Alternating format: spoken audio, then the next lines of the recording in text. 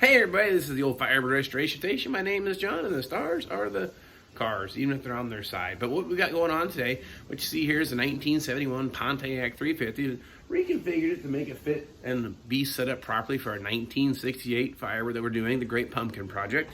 And we're getting down to the ignition system on the car. What I wanted to talk about today was the pointed ignition. It works great. Actually get those things dialed in. You actually have a stronger spark at idle than you do with electronic ignition. But let's just call it what it is. They have point bounce issues at higher RPMs. They do require servicing. You have condenser failures. I mean, what they used to teach you back in the day was you kept a fuel filter and a set of points and a condenser in your glove box, and you could fix your car on the side of the road. That was pretty true because these things failed. But electronic ignition came out in 1975, the HEI stuff for General Motors. But you know, the conversion kits out there, you can take your old, let's say here, old pointer distributor that was in the Great Pumpkin, and you can, I see you already taken off the points, you can update that to a breakerless or pointless, the ignition system, so you don't have to worry about servicing those points anymore.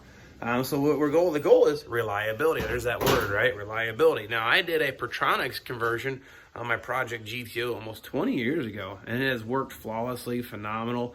I've had no problems, super happy with it. Went to order another one of those kits, and it seems they've changed the design, manufacturer, or something, but the quality or satisfaction rating on them has really, I guess, gone down. And maybe that's not true, but I'm just going what I read online, so it has to be true, right? Well, there's got to be some truth to it. So what I did a little more investigation. Accel makes a different style. Instead of a magnetic pickup, it's like an LED breaker point system. So it's light emitting, light sensing diode. And that's how it triggers the wheel. And it's a pretty simple kit to install, but that's about 120, 130 bucks. And there's another version of it, it's about $25 that you get from someplace far, far, far from here. And it looks identical to the Accel kit. I mean 100% identical, but it's like 25 bucks shipped to your door. And that's the kit that I have here that I want to show you. Again, now you look at the Accel kit, it looks identical except for it has the sticker that says Accel. This one don't got no sticker. But other than that, it is identical. Same ground strap, same color wiring, same screws, same hardware. Even the little desk and sock. I mean, the little thing came in the packaging. If you look at the breakdown of it, actually I threw it over here. That comes in the kit too for the Accel one. So I think the only difference is you pay 80 bucks for a sticker.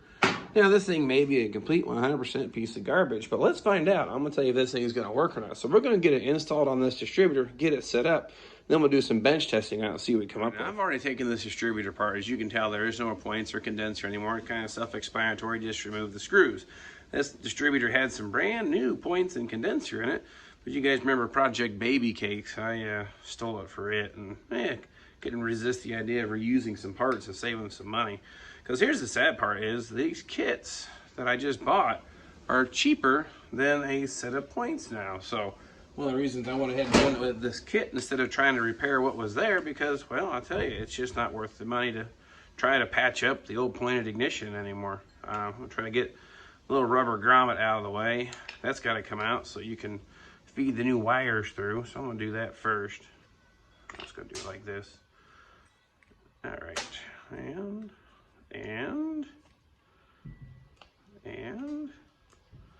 the I was going to try to salvage it, but the rubber is so brittle and hard that it doesn't want to budge. Again, it's probably the original from 1968. All right, there we go. Now that grommet and whatever that was, I don't know what that is. I guess it don't matter now. It comes with a new grommet in the kit, so we'll go ahead and just install that. This one's much more pliable though, of course. And installed.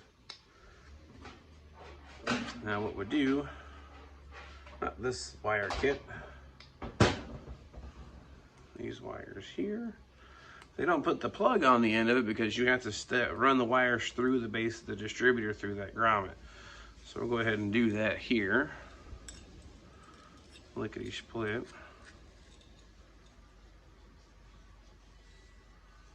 Hopefully, maybe. Let's put that there.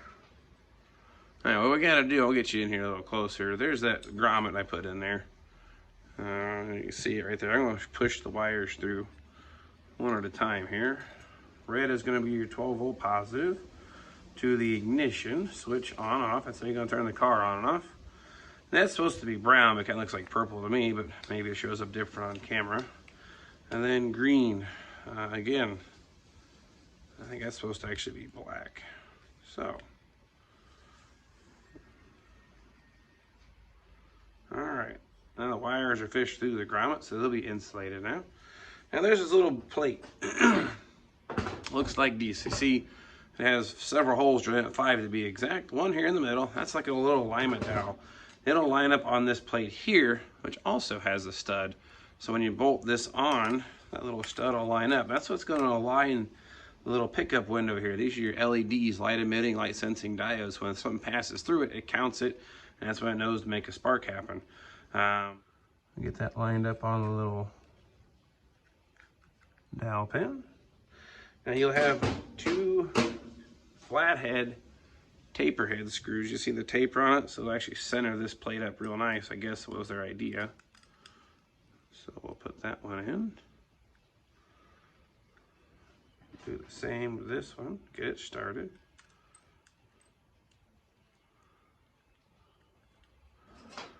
Then we'll run those in snug. I'll get a different screwdriver. The old snappy ain't gonna cut it. Be right back.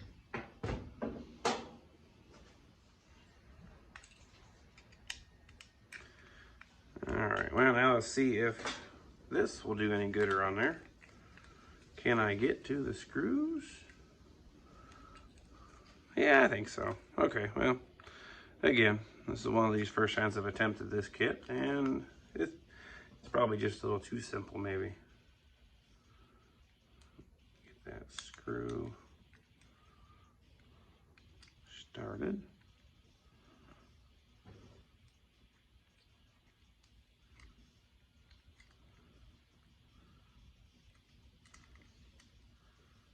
That one's started. Now see if we can get the other one to go.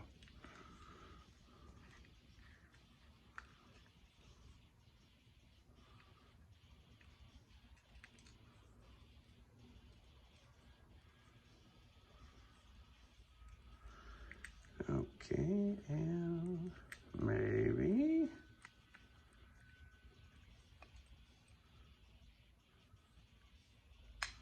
All right, well, the ground wire is interfering with it here a little bit from the factory.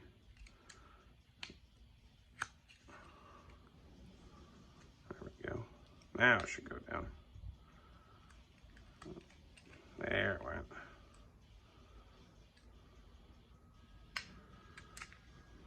Get this one snugged up.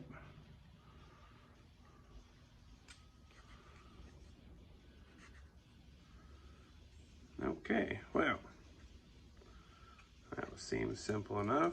I'll pull the slack through.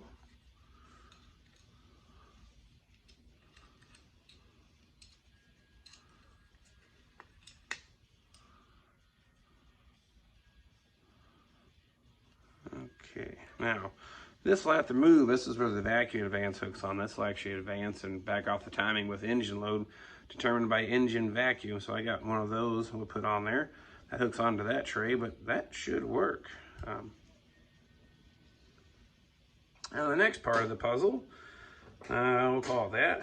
This is the little sensor wheel thing. Now you can see the little notches in it. That's what makes or breaks for each position. So obviously, being an 8-cylinder engine, there better be 8 little breaker points on that plate. So what you do, this now makes a nice circle and you can count the 8 grooves. Now what they want you to do is it's going to loop around here and drop inside there. Now of course, you're going to say, how does it hook on? Well, pretty simple. The 2 screws that used to hold the rotor on the distributor, well, they get pitched and you actually put a stud or a bolt all the way through this, and then it becomes the new mounting points for your rotor. So, all right, what I'm doing here, like I said, you make this a complete circle. It's your new sensor wheel, so to speak. Or fish this screw up through here, and it becomes a stud. It just wants the thread in, I guess. The hole's just a little snug. It doesn't fit the same threads as the top of the distributor, but it's close. Now what'll happen is there's a little hex shape inside of that. I guess that's supposed to hold the bolt in place while you put the rotor on. Now this is the time to obviously inspect your weights, make sure they seem to be moving fine and sliding and working fine, no broken springs or anything out of the ordinary. That all looks fine. So, same thing, line up the square on your rotor. It looks like you just had the hardware here, a couple nuts instead. Let's snug them up. I'll get a socket for these now. Okay, got this all tightened up. Now, it doesn't give you much clearance, I'll tell you. That's really close. So you may make sure they get that torque down right, and check your end plate. If it's excessive or worn out, maybe, may have some problems. But I mean, it clears, but we're not talking by much. Now, watching it spin, it's a little out of round. So I'd say the quality is mediocre, but again, it's just got to see a little slice in the window there. That's when it triggers it. So as long as it's spaced right and going around, I guess it'll work. So next thing then, we go ahead and wire the plug in. Now this here, what I would recommend doing is match the colors, but to make it almost idiot proof, we'll go ahead and plug the plug into it. Then we'll line up the colors that way so I can't mix it up. So red for red. And then brown, purple, whatever you want to call it. And then green. So at this point, we're ready to wire this thing up and see if we get a trigger pulse for a ground. Okay, and now we're going to test the distributor.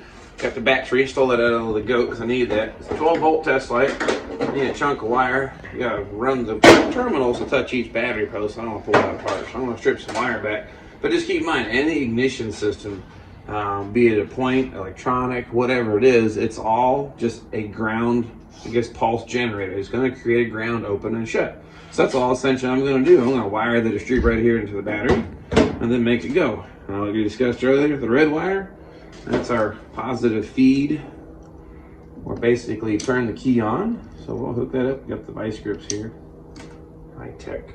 Now, I keep calling it purple, but I guess it's supposed to be brown, but whatever. That's going to be a ground wire. It's going to be hooked to the chassis ground, and we're going to go battery negative. So we're going to be as cool as we can be here. These are wire strippers too. So I don't get too carried away. I don't want to spend a lot of time here. So I just want to make sure this thing works, because like I said, it was a $20 eBay special. So how good is it? Like I said, it looks just like the accel one, but will it actually work? You strip back there. I guess I can get another pair of vice grips too, but whatever. Okay, now that hooks on to the ground.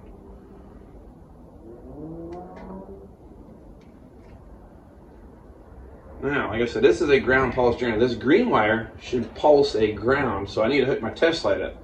I'm going to hook one end of the test light up to the positive lead. And I dump it.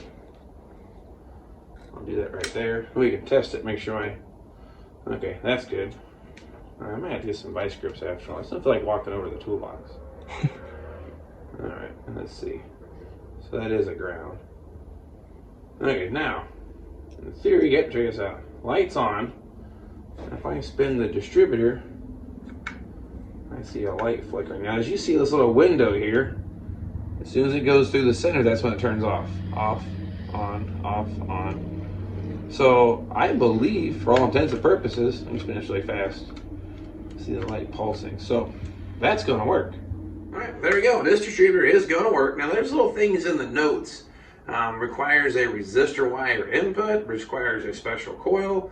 Not 100% sure. My buddy Louie in Pennsylvania has a similar ignition module, or whatever we'll call it, pointless ignition, and he had some problem with it running, so we had to change out to the different coil. So this kit, unfortunately, doesn't say a word about not being able to use the factory coil, but I'm going to try to drop it in the engine. I've been doing some work out here. Got the carburetor on, tranny lines. We're getting a little further along, but now this part of the step, getting a working distributor, I'm getting ready to drop this thing in next. So I'll have to let you know on the, I guess, coil, whether the factory coil will work on it. If not, I'm going to order up the accel coil, about $35. So still, $20 module, $35 coil.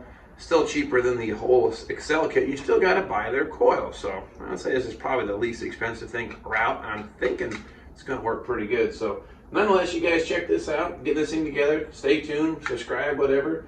We're going to keep working on getting this engine plugged up. Now this is done. I'm down to, I got the fuel pump done and plumbed. I'm really pretty close to making it run, but I won't forget to grab the camera so you guys can see all that happen just the same. So of course, anything you'd like to see, let me know. But until then, I'll probably maybe drop this in, but if not, it's getting kind of dark out. I may call it quits. But I'll get the camera back out here, and we'll catch you guys next time.